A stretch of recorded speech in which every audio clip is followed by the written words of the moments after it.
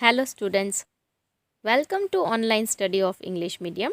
In today's session, subject is Science, Standard 8th, chapter number 13, Sound, Session 1. In this chapter, I am going to explain you what is sound and what are the characteristics, how it can spread and how we can hear. So, let's start the chapter.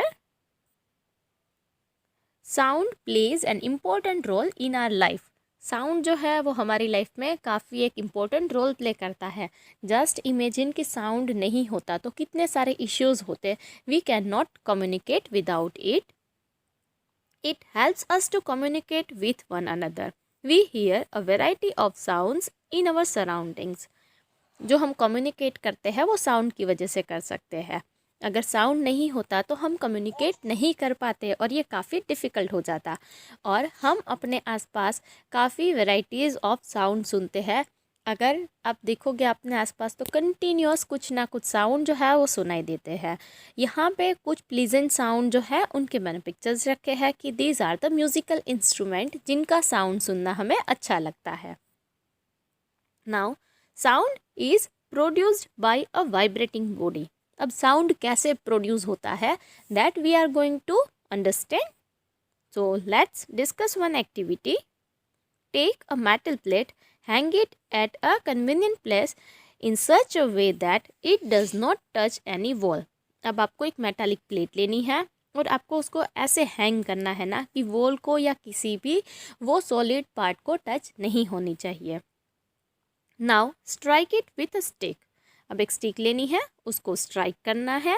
Here you can see the picture. यहाँ पे metallic plate के बदले जो pressure cooker है उसको hang किया गया है and this child is striking it. तो क्या होगा? साउंड प्रोड्यूस होगा, right? Now touch the plate और pan gently with your fingers. जैसे ही आप स्ट्राइक करोगे तो साउंड प्रोड्यूस होगा. उसी टाइम आपको उस प्लेट को या तो अपने पैन जो भी हैंग किया है उसको टच करके देखना है. What do you feel? Touch the plate after it stops producing the sound. अब आपने पहले क्या किया? जब साउंड प्रोड्यूस हो रहा था तब आपने उसको टच किया, तब कुछ फील किया होगा. अब जब साउंड जो है वो स्टॉप हो जाए उसके बाद आप उसको टच करो, यू विल फील डिफरेंसेस. जब वो साउंड जो है वो बज रहा था उस टाइम पे अगर आप टच करोगे तो जो भी वो मेटालिक पैन है या तो प्रेशर कुकर है वो वाइब्रेट करेगा. और जैसे ही वो स्टॉप होता है उसके बाद अगर आप उसको टच करोगे तो वो वाइब्रेशन प्रोड्यूस नहीं करता है. What does it indicate? It indicates कि साउंड जो है वो वाइब्रेटिंग बॉडी से प्रोड्यूस होता है. Next activity number 2.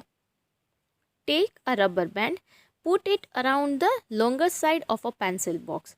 अब आपको एक रबर बैंड लेना है और पेंसिल बॉक्स के जैसा एक लॉन्गर जो बॉक्स है, लंबा बॉक्स है, उसके अराउंड उसको रखना है. Insert 2 pencils between the box and stretch the rubber. अब आपको 2 पेंसिल्स जो है वो इन बिटवीन इंसर्ट करनी है. यहाँ पे स्केच पेन इंसर्ट की है. ये बॉक्स जो है उसके ऊपर रबर को रैप किया है, उसके बीच में ना पेंसिल रखी है. अब क्या करना है? आपको रबर को ना स्ट्रेच करना है. Now plug the rubber band somewhere in the middle. अब आपको प्लग करना है रबर बैंड को, मिडल से आपको उसको खींचना है. The to and fro or the back and forth motion of an object is termed as vibration. जैसे आप उसको प्लग करोगे, खींचोगे तो क्या होगा? वो वाइब्रेशन प्रोड्यूस करता है, राइट? जो रबर जो है ना वो टू एंड फ्रो यानी कि बैक एंड फोर्थ मोशन जो करता है उसको हम वाइब्रेशन बोलते हैं. When a tightly stretched band is plugged, it vibrates and produces sound. अगर रबर बैंड जो है वो आपने टाइटली स्ट्रेच करके रखा है तो जो वो वाइब्रेशन प्रोड्यूस होते हैं उसके साथ साथ साउंड भी प्रोड्यूस होता है. When it stops vibrating, it does not produce any sound. जब ये स्टॉप हो जाएगा ना वाइब्रेशन होना, उसके बाद कभी वो साउंड भी प्रोड्यूस नहीं करता है. What does it mean? कि वाइब्रेशन जो है ना वही साउंड प्रोड्यूस करता है. Now next activity is take a metal dish, pour water in it. अब आपको एक मेटालिक डिश लेनी है, उसके अंदर पानी डालना है. Strike it at its edges by a spoon then touch it. आपको उसकी एज के ऊपर क्या करना है, स्ट्राइक करना है और आपको फिर टच करना है और ऑब्जर्व भी करना है। जैसे आप उसको टच करोगे तो आपको वाइब्रेशंस जो है वो फील होंगे, right. Look at the surface of the water. If you will look at the surface of the water, then you will observe this kind of the vibrations. यहाँ पे वाइब्रेशन की वजह से ही पानी जो है उसके अंदर मूवमेंट दिखने को मिलती है। A vibrating object produces sound. In some cases, the vibration are easily visible to us. अब जब भी कोई ऑब्जेक्ट वाइब्रेट होता है ना, तब वो साउंड प्रोड्यूस करता है और कई बार हमें वाइब्रेशन जो है वो टच करने पे फील होते हैं, we can not observe it. But इस केस के अंदर जो वाइब्रेशन है वो हमें क्लियरली देखने को मिलता है, it is quite visible. But यहाँ पे साउंड जो है ना वो उतना हाई फ्रिक्वेंसी का नहीं होता है। In most cases, their amplitude is so small that we cannot see them. However, we can feel them. अब मोस्ट ऑफ द केसेस के अंदर वाइब्रेशन जो है ना उसको हम फील कर सकते हैं बट ऑब्जर्व नहीं कर सकते हैं, बिकॉज उसका एम्पलीट्यूड जो है, उसका जो मैग्नीट्यूड है वो काफ़ी कम होता है। Now next activity is take 6 to 8 metal bowls और टम्बलर्स। आपको क्या करना है, 6 to 8 जो है वो मेटल बाउल्स लेने हैं या तो टम्बलर्स लेने हैं। Fill them with water up to different levels, increasing gradually from one end to another. अब उसके अंदर ना पानी डिफरेंट लेवल पे आपको भरना है और आपको क्या केयर करनी है कि फर्स्ट जो बाउल होगा ना उसमें कम पानी भरना है, सेकंड बाउल में उससे ज़्यादा पानी भरना है।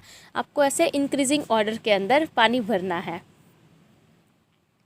Now take a pencil and strike the bowls gently. अब आपको क्या करना है, पेंसिल लेनी है और बाउल के ऊपर जेंटली स्ट्राइक करनी है। मैंने आपको ये बताया था पानी का जो लेवल है वो इंक्रीज़ करना है, but in this case what they have considered कि बाउल की जो साइज़ है ना वो डिफरेंटली है, यानी कि पानी की क्वांटिटी जो है वो डेफिनेटली वेरी होगी। Strike all of them in succession, you will hear pleasant sound, this is your जल तरंग, अ म्यूजिकल इंस्ट्रूमेंट। अब जैसे ही आप सक्सेशन पे मतलब 1 by 1 एक एक करके ना आप स्ट्राइक करते जाओगे ना तो एक प्लीजेंट साउंड प्रोड्यूस होता है और ये जल तरंग आपने रेडी किया, एक म्यूजिकल इंस्ट्रूमेंट है। सो यहाँ पे जो साउंड है ना वो काफ़ी प्लीजेंट होगा।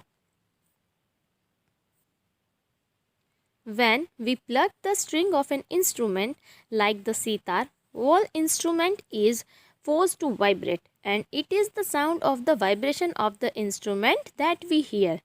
अब जब सितार बजाया जाता है ना तब सितार के अंदर जो स्ट्रिंग है वो वाइब्रेट होती है, उसके साथ साथ पूरा जो सितार है वो वाइब्रेट होता है।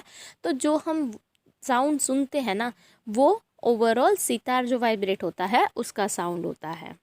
Here you can see musical instrument जो है वो कैसे बजाते हैं और उसमें से प्लीजेंट साउंड जो है वो प्रोड्यूस होता है।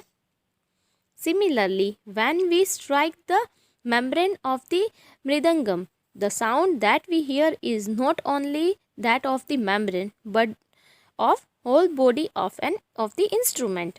अब जब ये हम मृदंगम बजाते हैं तो उसका सिर्फ ये जो दो साइड के मेम्ब्रेन है वही सिर्फ वाइब्रेट नहीं होती है, ओवरऑल जो ये मृदंगम होता है वो वाइब्रेट होता है, उसी की वजह से साउंड जो है वो प्रोड्यूस होता है। सो हियर वी कैन से कि हम जब स्ट्राइक करते हैं ना तो सिर्फ जिस सरफेस पे स्ट्राइक करते हैं वही सिर्फ वाइब्रेट नहीं होती है, ओवरऑल बॉडी जो है वो वाइब्रेट होता है और उसी की वजह से साउंड जो है वो प्रोड्यूस होता है। Now sound produced by humans. अब हम ह्यूमन बींग्स कैसे साउंड प्रोड्यूस करते हैं। In humans the sound is produced by the voice box और द लैरिंग्स। अब साउंड ह्यूमन बींग्स कैसे प्रोड्यूस करते हैं, तो हमारे अंदर एक वॉइस बॉक्स होता है जिसको लैरिंग्स भी बोला जाता है। Put your fingers on the throat and find a hard bump that seems to move when you swallow. अब आप अगर नेक के ऊपर ना थ्रोट के अराउंड आप फिंगर जो है वो मूव करोगे तो आपको ऐसे हार्ड एक पोर्शन बम्प देखने को मिलेगा। और जब आप कुछ भी चीज़ स्वैलो करते हो या पानी पीते हो या इवन आप बोलते हो तो वहाँ पे वो मूवमेंट जो है वो हार्ड पोर्शन की आपको देखने को मिलती है। This part of the body is known as the voice box, it is the upper end of the windpipe. ये जो आपको हार्ड पोर्शन देखने को मिलता है वो वॉइस बॉक्स है और ये कहाँ पे होता है, तो विंड पाइप का ये अपर एंड होता है। Two vocal cords are stretched across the voice box or larynx in such a way that it leaves a narrow slit between them for the passage of air. अब ये यहाँ पे to vocal cords होते हैं, ये दोनों vocal cords है, ये दोनों ऐसे स्ट्रेच्ड होते हैं कि इन दोनों के बीच में ना एक नेरो सी एक स्लीट होती है जहाँ से एयर पास होती है जब हम बोलते हैं, और ये एयर पास होती है उसी की वजह से वाइब्रेशन से साउंड प्रोड्यूस होता है. When the lungs force air through the slit, the vocal cord vibrate producing sound. जब हम बोलते हैं तो क्या होता है, here you can see ये वोकल कॉर्ड के बीच में जो स्लिट है ना वो ओपन एंड क्लोज होती है और ये वाइब्रेशन की वजह से ही साउंड प्रोड्यूस होता है.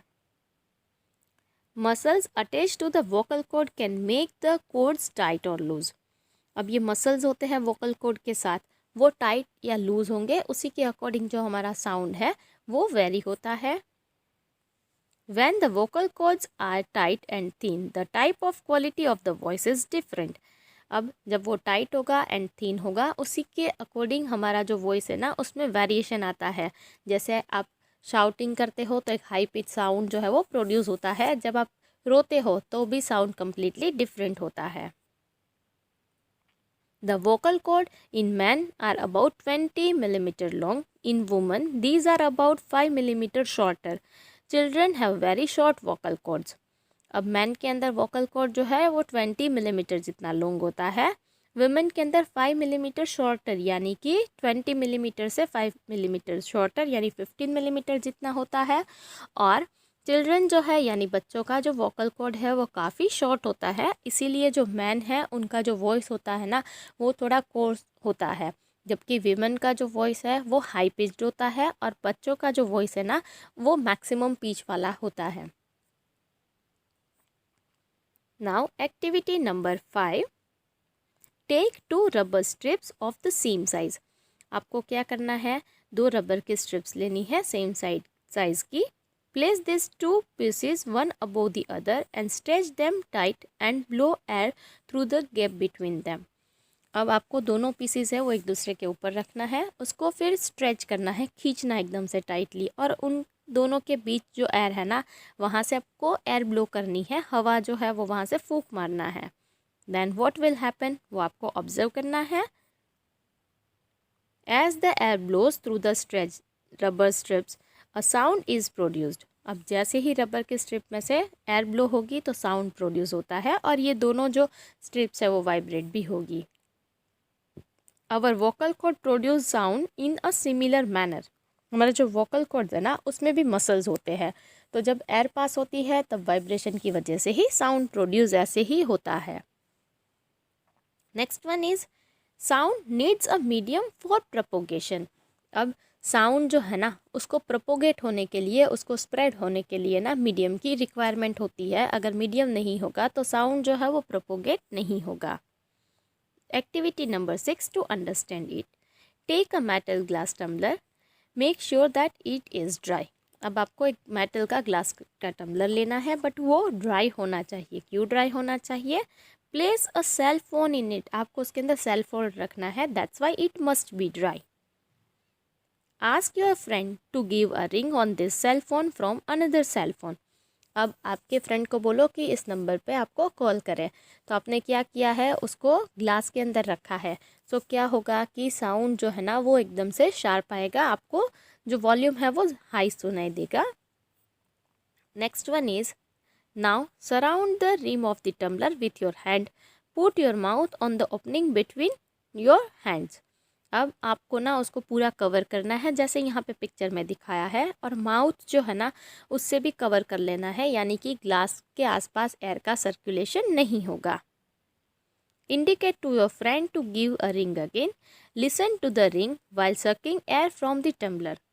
अब आपको सुनना है जब आपका फ्रेंड वापस जब रिंग देगा फ़ोन पे तो वो रिंग का वॉल्यूम जो है वो कैसा सुनाई देगा. आप क्या कर रहे हो, एयर को सक कर रहे हो, यानी कि वहाँ पे वैक्यूम जो है वो क्रिएट करने की ट्राई कर रहे हो.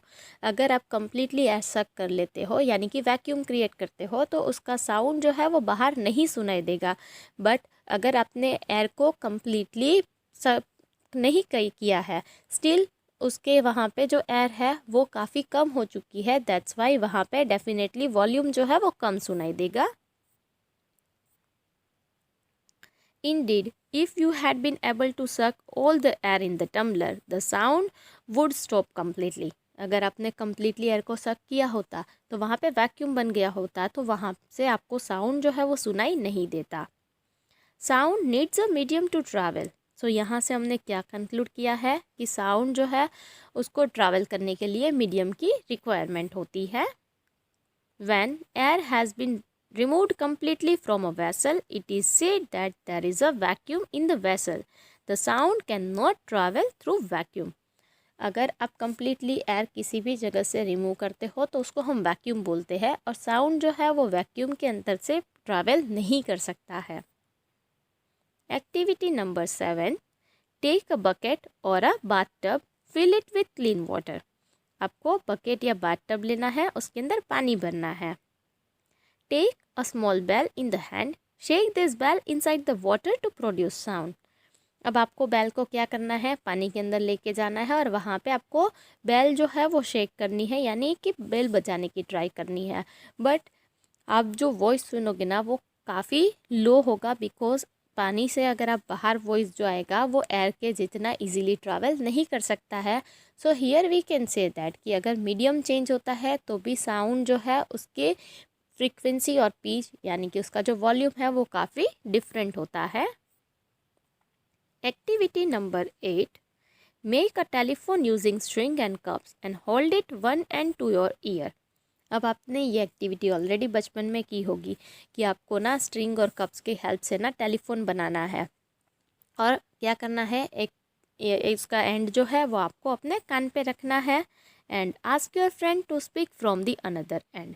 अब आपके फ्रेंड को बोलना है कि वो दूसरे एंड से बोलेगा, आपको सुनना है एंड यू शुड ट्राई कि वो आपको सुनाई देता है कि नहीं देता है। Sound can travel through wood और metal, in fact sound can travel through any solid.